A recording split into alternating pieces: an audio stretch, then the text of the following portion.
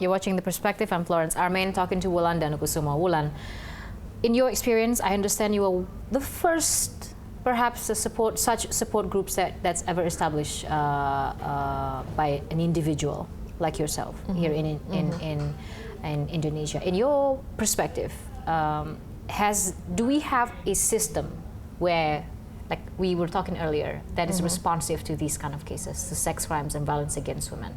For instance, the reporting mechanism, right? In the police, the court, law enforcement institution. What are your views on this? We need to have a better victim-oriented system in the reporting procedures, because, for example, how to handle the.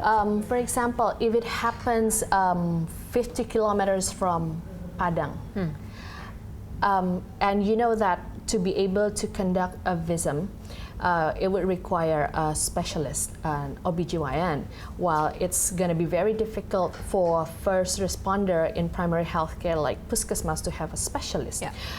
So in order to do that, the victims who want to report it might have to travel another 50 kilometers to the nearest municipality or the city itself to get access to visum.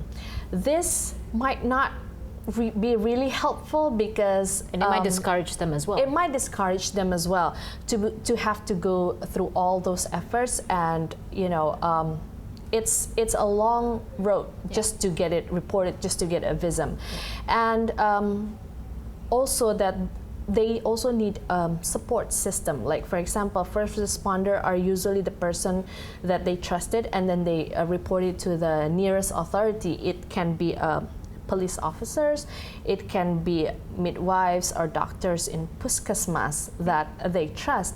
However, these first responders are also probably don't know what to do with Not it. equipped with Not how to handling, with, responding. The skills of working with crisis interventions, for example, or psychological first aid, because doctors, for example, they are equipped with the first aid procedures medically, but how about psychological first aid? For example, a victim comes to you and she couldn't stop crying. What do you do with that? Probably the best thing you can do to her is just to give her water and tissue and leave her be, because she needs time to let it out, to vent it out, and it will take time for her as well to get her composure back. So, and only after that you can ask her whether you would like to be examined or not, and how would you like to do it, what could make you comfortable to do it, would you like to be accompanied by your mother or your friends or whoever. So it's basically something very simple, but not everybody is aware that those are the things that needed to be done.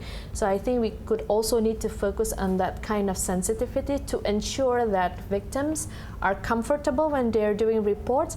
They are not feeling intimidated, threatened, or blamed. Do you think we have a system?